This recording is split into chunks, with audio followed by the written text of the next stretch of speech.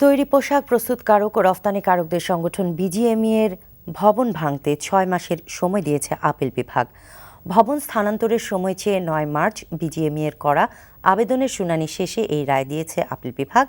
আর আদালতের প্রতি সম্মান জানিয়ে যত দ্রুত সম্ভব ভবন ছেড়ে দেওয়ার ঘোষণা দিয়েছেন সংগঠনটির সভাপতি সিদ্দিকুর রহমান। রিপোর্ট করছেন চয়ন রহমান। রাজধানীর হাতিরঝিলে বিজিএমইএ এর ১৬তলা ভবন ভাঙতে সর্বোচ্চ আদালতের রায় পুনর্বিবেচনা চেয়ে করা আবেদন ৫ মার্চ আপিল বিভাগ খারিজ করে দিলে ভবন ভাঙার বিষয়ে আইনি সব প্রক্রিয়া শেষ হয়ে যায়। এর ধারাবাহিকতায় ভবন স্থানান্তরে সময় চেয়ে ৯ মার্চ আবেদন করে বিজিএমইএ। বিজিএমইএ এর করা ৩ বছরের আবেদনের শুনানিতে এর যৌক্তিকতা ব্যাখ্যা করেন এর আইনজীবী। শুনানি শেষে প্রধান বিচারপতি এস.কে. সিনহার নেতৃত্বে আপিল বিভাগের ৩ সদস্যের বেঞ্চ বিজিএমইএ ভবন ভাঙতে ৬ মাস সময় দিয়েছেন। এমন রায়ে সাধুবাদ জানিয়েছেন মামলায় হাইকোর্ট কর্তৃক নিয়োজিত অ্যামিকাস কিউরি মঞ্জিল মোর্শেদ ও সৈয়দা রিজওয়ানা হাসান। বৃহস্পতিবার দিন ওই হাইকোর্টের আদেশটাও তৈরি হয়ে গেছে, আর আজকে আপিলটা খারিজ হয়ে গেছে। কাজে এরপরে আর সরকারের কালক্ষেপণ করার কোনো সুযোগ নেই। অবিলম্বে মানে অবিলম্বেই।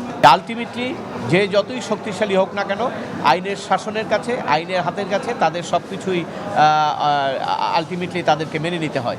রায়ে আদালতের প্রতি শ্রদ্ধা প্রদর্শন করেন বিজিএমইএ এর আইনজীবী।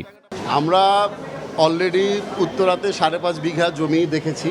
আমরা শিফট করার প্রক্রিয়া আমাদের অফিস চালু করে দিয়েছি। মহামান্য আদালত আমাদের সাবমিশনে সন্তুষ্ট হয়ে বলেছেন 6 মাস সময় দেওয়া হলো বিল্ডিং ডেমোলিশ করার জন্য। আমরা আদালতের আদেশ পালন করব। রায় পরবর্তী করণীয় নিয়ে সংবাদ সম্মেলনে বিজিএমইএ তাদের অবস্থান তুলে ধরে।